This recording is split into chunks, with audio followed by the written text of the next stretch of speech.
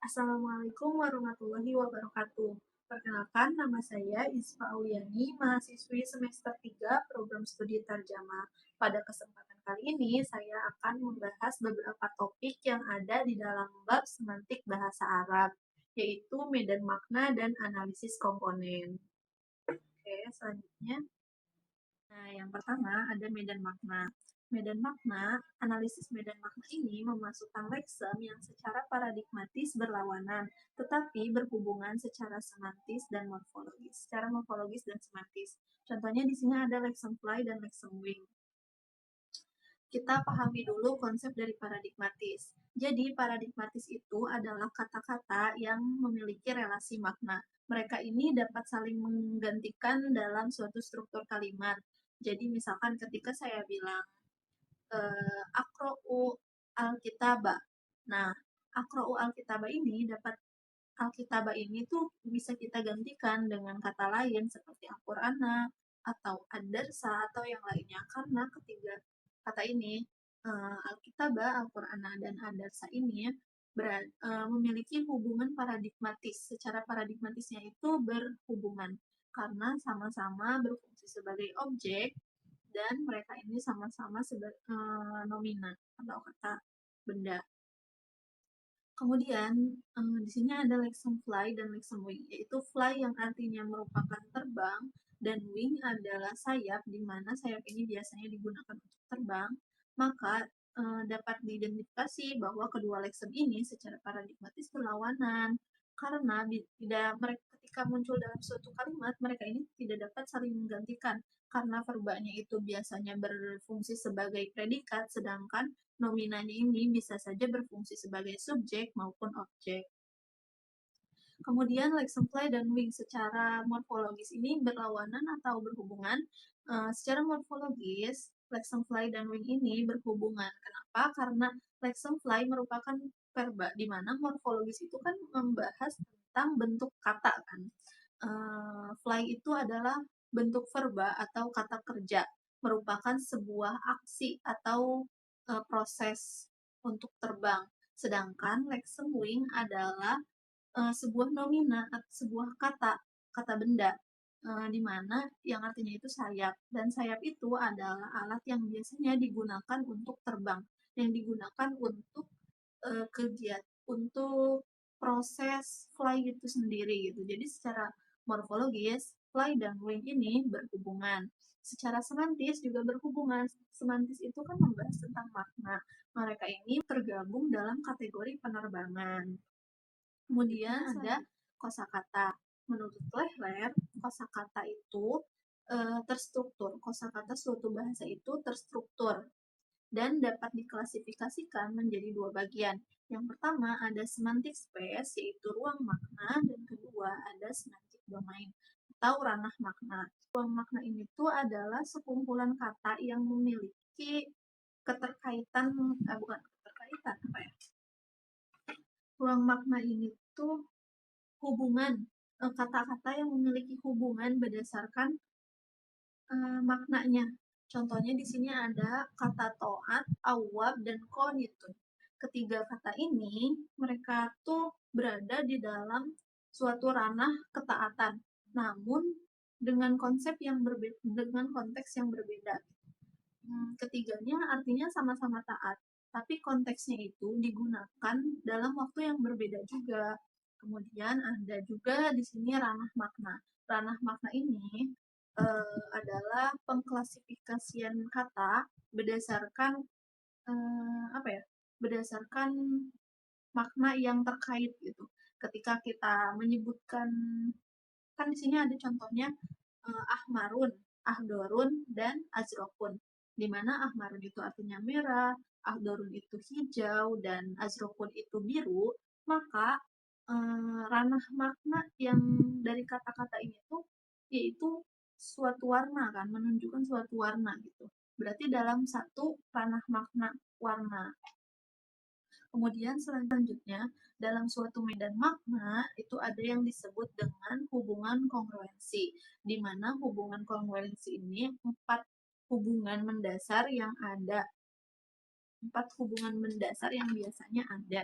sebenarnya tidak harus ada, tetapi ini tuh sangat penting karena dibutuhkan untuk memahami keterkaitan maknanya gitu. Yang pertama itu ada hubungan identitas. Hubungan identitas itu, misal, hubungan identitas itu simpelnya kelas A dan kelas B memiliki anggota yang sama. Yang kedua ada hubungan inklusi. Hubungan inklusi itu ketika kelas B semuanya termasuk ke dalam kelas A. Ketiga itu ada hubungan tumpang tindih, di mana kelas A dan kelas B memiliki anggota yang sama, namun ada salah satu anggota yang tidak dimiliki oleh yang lainnya. Yang keempat ada hubungan disjungsi, di mana hubungan disjungsi ini kelas A dan kelas B tidak memiliki anggota yang sama. Kita langsung masuk ke contohnya. Di sini ada Leksem Ulil Amri, Amirul Mukminin, Khalifah Imam Sultan dan Malik. Leksem-leksem ini dalam bahasa Arab berada di dalam suatu medan makna, yaitu medan makna kepala negara. Kita identifikasi nih sekarang yang pertama. Apakah mereka memiliki hubungan identitas? Jawabannya tidak, karena setiap leksem-leksem ini memiliki komponen pembeda. Jadi tidak mutlak sama, walaupun mereka berada di dalam suatu medan makna yang maknanya masih keterkaitan. Yang kedua, apakah mereka memiliki hubungan inklusi? Jawabannya ya, betul. Mereka memiliki hubungan inklusi. Di sini ada gambarannya. Kolom A itu adalah leksem ulil amri, sedangkan kolom B adalah leksem-leksem selain ulil amri. Jadi kelas B ini termasuk ke dalam kelas A. Leksem selain ulil amri ini masuk ke dalam leksem ulil amri. Kemudian yang ketiga, apakah leksem kepala negara, medan makna kepala negara ini tuh memiliki hubungan tumpang tindih? Jawabannya iya, karena dapat dilihat dari contohnya, ketika kelas A dan kelas B memiliki anggota yang sama, namun ada salah satu anggota yang tidak dimiliki oleh kelas lainnya. Yang pertama di sini ada leksem Amirul Mukminin dan Khalifah, di mana mereka ini tuh memiliki ciri bersama, namun ada sisi pembedanya. Seorang Amirul Mukminin itu tidak harus berasal dari keturunan Quraisy, sedangkan Khalifah itu harus. Jadi masih ada komponen pembeda di antara kedua leksem itu. Yang keempat ada hubungan disjungsi, di mana di sini ada contohnya kotak A dan kotak B. Hubungan disjungsi ini tuh jadi di antara kedua leksem, antara kelas A dan kelas B itu tidak memiliki anggota yang sama. Nah, A ini menunjukkan bahwa A ini adalah leksem Malik, dan yang B adalah 4 leksem selain ulil amri. Nah, jadi antara leksem Malik, terus leksem Amirul Mukminin, Khalifah Imam Sultan, itu tidak memiliki kesamaan dengan leksem Malik. Kemudian ada materi tentang analisis komponen. Analisis komponen ini adalah teori semantik untuk mengetahui makna kata. Dengan apa mengetahuinya? Itu dengan mengidentifikasi komponen yang ada di dalam suatu kata. Nah, hasil dari analisis komponen ini menjadi komponen makna, di mana komponen makna ini itu adalah fitur semantis yang digunakan untuk mengetahui makna satuan leksikal. Ketika kita ingin menentukan komponen makna itu ada prosedurnya. Di sini yang pertama ada penamaan. Nah, proses penamaan ini biasanya kita memberikan nama dengan suatu rujukan.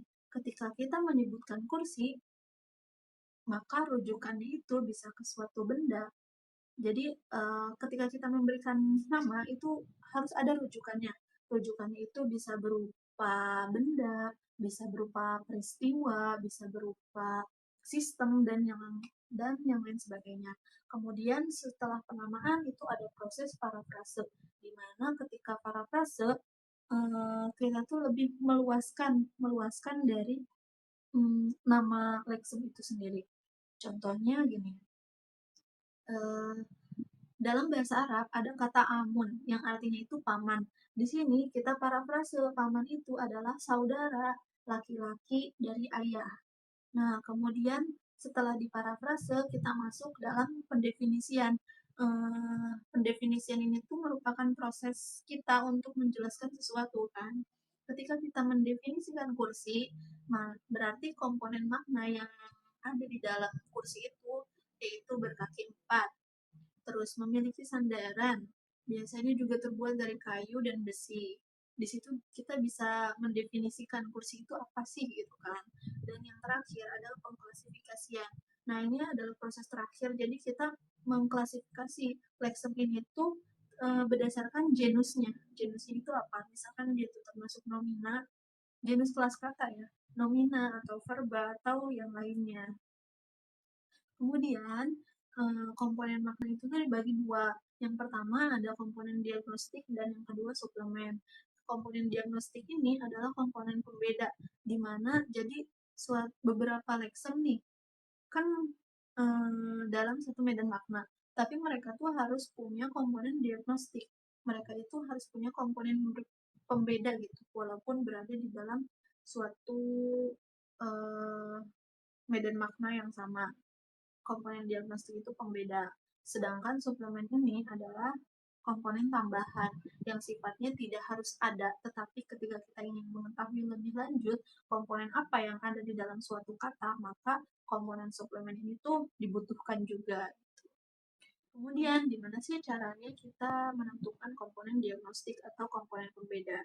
Nah, di sini ada prosedur atau cara-caranya. Yang pertama, kita seleksi sejumlah makna yang berelasi dan membentuk medan makna dengan komponen yang dimiliki bersama. Oke, yang pertama kita nih kan udah tahu nih, lexem apa yang bakal kita teliti dalam suatu medan makna ya. Nah, kita tuh harus tahu kira-kira komponen yang dimiliki bersamanya itu apa gitu.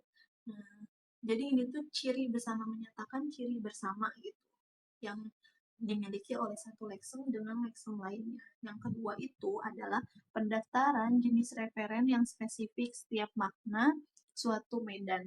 Nah, ketika kita udah menentukan nih ciri bersama, ciri umumnya, kita tuh masukin nih komponen apa aja. Misalkan kita mau meneliti tadi ya, ada medan makna ulil amri, medan makna kepala negara dalam bahasa Arab.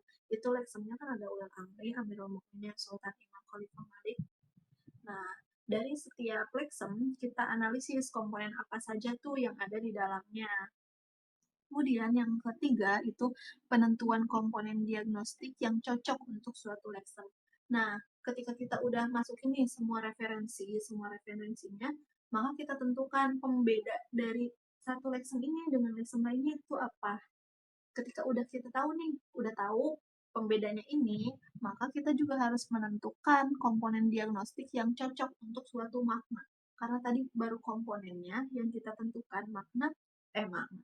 Maka selanjutnya ketika udah tahu misalkan komponen pembedanya, seorang khalifah itu harus berasal dari keturunan Quraisy. Nah, kira-kira cocok enggak maknanya nanti sama leksem khalifah itu sendiri gitu. Dan yang terakhir adalah pemberian komponen diagnostik. Yaitu balik lagi, kita memberikan komponen diagnostik yang benar-benar melalui proses penyeleksian penseleksian yang benar-benar harus cocok gitu. Dimana setiap leksem itu memiliki komponen-komponen yang bisa dijadikan rujukan dan benar-benar seperti itu adanya. Mungkin cukup sekian yang dapat saya sampaikan. Mohon maaf atas segala kekurangannya.